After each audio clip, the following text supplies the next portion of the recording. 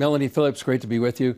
You've just written a new book called The Builder's Stone. Tell us what that book is about.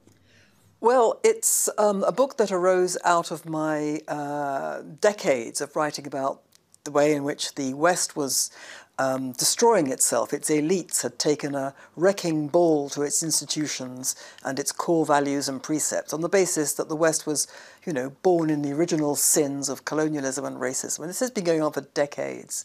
And I came to the conclusion that the assault on its core institutions and values was actually an assault on Jewish principles and values, which are at the heart of the West, mediated through Christianity, which of course is the foundational creed of the West, but they are basically Jewish values. And therefore it seemed to me no coincidence that the West was engaged in a kind of war against Israel, whose legitimacy and actions it was demonizing, a war against Israel, and it unleashed record amounts of anti-Semitism. And it seemed to me, therefore, that this was not only appalling from the point of view of prejudice against Jews and Israel, but it was self-destructive because the West was basically attacking the Jewish roots of itself. And that it seemed to me that these Jewish roots were crucial to the values that everybody in the West holds dear. And that if the West was ever to survive, because it seemed to me it was going off the edge of the cultural cliff by this kind of destructive, self-destructive behavior, if it was going to survive, it needed to reconnect to those Jewish values. And furthermore, the Jews have had, I thought, a great deal to help the West, because the Jews, above all else, their unique selling point is cultural survival. The Jews have seen off every culture that's tried to destroy them and has survived. So the Jews do cultural survival. They know what it takes for a culture to survive. So here was an opportunity, I thought, for the Jews to say to the West, look, we can actually help you. You disdain us and you fight us and you look down on us and want to destroy us. We can actually help you because you're about to destroy yourselves. And furthermore, by an amazing coincidence, your values, your deepest values, are our values. That was my thinking when it got to October the 6th, 2023. On October the 7th, we saw this terrible onslaught on Israel. And then October the 8th onwards, we saw, or I watched, how the West had been basically given a challenge. Does the West support civilization? Israel's defense of civilization against barbarism, or does the West not support civilization? Does it effectively side with barbarism? And as I watched in horror over the days and weeks and months that followed October 7, it seemed to me that the West had not chosen to defend civilization. And then I realized that I had been writing in what I was assembling as my book. I was writing about the West's destruction of conscience, justice, and reason in itself through its onslaught on its own core values. And that's exactly what we were seeing in the West's reaction to October 7. And so I reframed my book through the prism of the West's reaction to October 7. I said that this was a crisis of civilization, that October 7 was a crisis of civilization, an onslaught upon civilization, but also a challenge to civilization, whether it wanted to maintain itself or not. So that's what my book's about. And your subtitle is intriguing. Tell us about the subtitle and why you had that there. Yes, my subtitle is How Jews and Christians Built the West and Why Only They Can Save It. And what that means is that, well, as I've just said, the principles and precepts of the Hebrew Bible, mediated through Christianity, are the core of the West. All the principles that people who are religious and non-religious all hold dear. Conscience, compassion, putting others above yourself, the requirement to build a constructive community, the need to abide by the rule of law, self-policing, taking responsibility for one's actions, consequences of one's actions. These things are all biblical values shared by Jews and Christians and embedded in the West, and that's what we mean by civilized values. In the West we take them for granted, but this is where they come from. They're biblical values, and if, as the secularized West has been doing for decades, if you try and strip out the religious basis of those values, you end up with those values just disintegrating, because the secular West tells itself, well, these values are kind of universal, they're everywhere, they're sort of implanted in our DNA. Well, no, they're not, because other cultures from the West don't have them.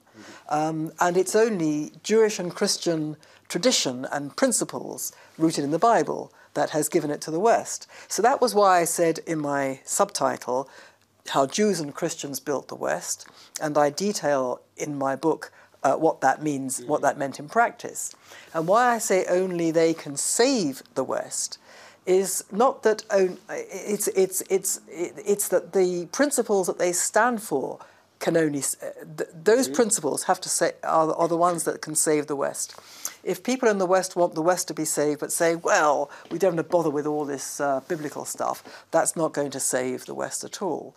So what I'm saying in the book is certainly not that only Jews and Christians have a role in this. On the contrary, I'm saying in the book explicitly and in terms that what I would like to see is what I call a coalition of people from all cultures and creeds, all groups, black and white, women and men, gays and straights, different types of religion, different religions, and people who are religious and people who are not religious, secular people, atheists, agnostics. Among all those groups, all those who want to save the West should get together and do so. And I put forward various ways in which they can do that. But what I'm saying is that all those people in all those groups need to agree that the values that they wish to protect and preserve and defend and promote in the West, Western values, are biblical values. Now, not everybody would agree with that, but unless they do agree, then they're not going to save the West. They're not going to understand that the principles that one needs to defend and project are biblical principles. So everybody can do this, but they've all got to sign up to the fact that these are the principles and this is where they come from. Do you see a growing alliance of Jews and Christians with this same mindset? I see a growing alliance of people from all kinds of groups who are kind of getting it in a way that they didn't previously get it. I think between Jews and Christians, I think there are various barriers to be overcome.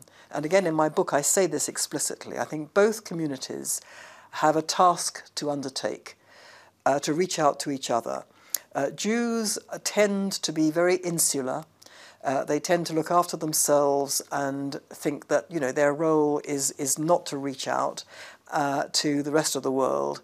And they are defensive about Christians. They think that Christians are, you know, all trying to convert them to Christianity, and they don't want to have anything to do with them. Not all Jews, but a lot of Jews think that. So they keep their heads down generally, and they don't reach out. I mean, there's interfaith work, but what I'm talking about is something much broader and deeper than that. That, in my view, has to change.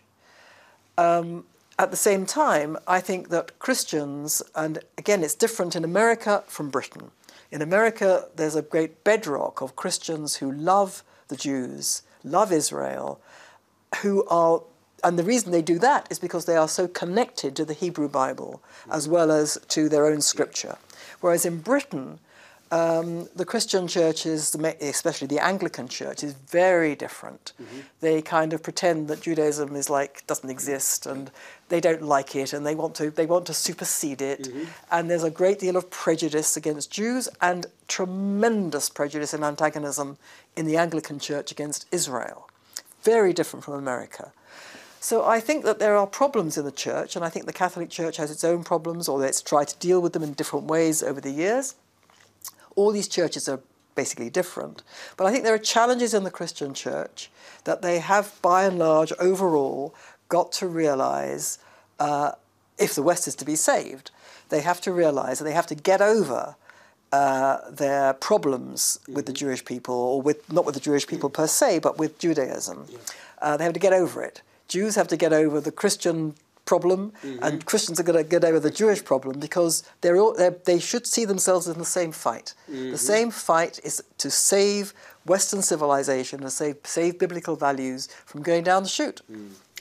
Speaking about saving Israel, I just came back from San Remo, where they signed the resolution in 1920, putting into international law the establishment of reestablishment of a Jewish state in their homeland. Right. What is that significance? Oh, it's crucially important. It's crucially important. And again, you know, so many people today don't know about San Remo and don't know about the development of the treaty obligations that gave rise to the commitment to found or refound the Jewish homeland. San Remo, I mean, the original sort of starting gun, as it were, was fired in 1917 by the Balfour Declaration in Great Britain, which committed the British government to establish a national homeland for the Jews in Palestine. And then that was translated into the wish of the then international community, or in those days, the international community, the precursor to the United Nations, was the League of Nations. It was basically the great powers. And after the First World War, the great powers came together and carved up the Middle East, created a number of new states, and decided at San Remo that the Jews should be restored to their ancient homeland. And that was critically important because it was a statement of the world's body deciding that should happen. And why did they decide that should happen? Because they believed the truth, which was that the Jews are the only people for whom that was ever their national kingdom. And the Jews alone had the right to a homeland there. That was translated eventually into the British mandate, the British mandate of 1922. In the meantime, Winston Churchill, who was a great Zionist and very much pro-Jew, nevertheless gave away 3/4 of Palestine to the Hashemite dynasty and created what is now Jordan. So when the great powers came along, the League of Nations came along in 1922 and set out the mandate for Palestine, which enjoined Great Britain as a permanent duty under international law, under treaty law, to re-establish the homeland for the Jews in Palestine. What was Palestine had by then shrunk by a great deal. But the crucial thing is this, that mandate, which has never been superseded, the United Nations says that everything agreed by its predecessor body, the League of Nations, must be still in existence, be regarded as still obtaining, unless it's been explicitly denied by a sovereign state. Now, the mandate for Palestine has never been denied by a sovereign state. It still exists. Okay, the situation is obviously very different, but as a legal obligation, it still exists. Now, the crucial point is this, that what the territory of the mandate of Palestine under the mandate was what consists now of the State of Israel, the disputed territories of the Judea and Samaria called the West Bank, and Gaza. The Jews alone were given by the international community the right to settle all those lands as a matter of historic right, and Britain had a legal obligation to settle the Jews throughout those lands. And today, the British government, among others, says Israel is in illegal occupation of the disputed territories. How can it be in illegal occupation of land to which it alone, the Jewish people alone, was ever given any kind of legal right? Anyway, small point perhaps, but nevertheless I think very important, because people in Britain certainly, and I think in the West generally, have absolutely no idea that the world body, the precursor to the United Nations, said all this, laid it down in stone, in law, in treaty law, which has never been abrogated. Right. Any final thoughts, Melanie? Well, I mean, you're talking now in a situation in which Israel is still at war, 18 months after the terrible atrocities of October 7, 2023.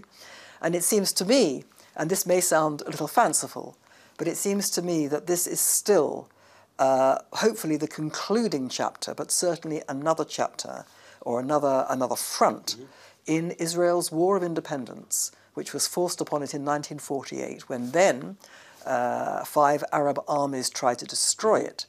And it's been fighting ever since to defend itself against an Arab and Muslim world that has, for the best part of, well, I was going to say best part of a century, because it goes back before the foundation of the State of Israel, but certainly since 1948 has been trying to destroy the Jewish homeland. And here we are today, still fighting, and I think this time there is a very good chance that at the end of the day, I think that it will be the kind of peace which transforms the region for the better and does bring a proper peace with justice to this country and to this land. Well, and you've been part of that fight in your own way. And how can people get your book?